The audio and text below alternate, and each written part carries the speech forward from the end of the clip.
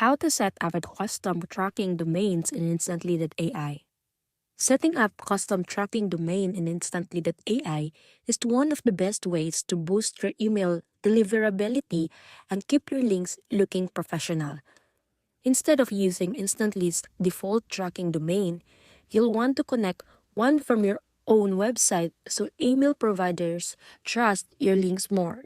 To do this, go into your Instantly.ai settings, open the tracking domain section, and add new domain.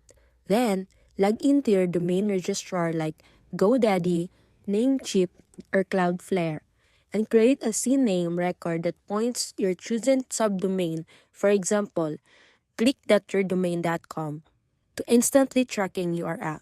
Once DNS changes update, go back into Instantly.ai and verify your domain.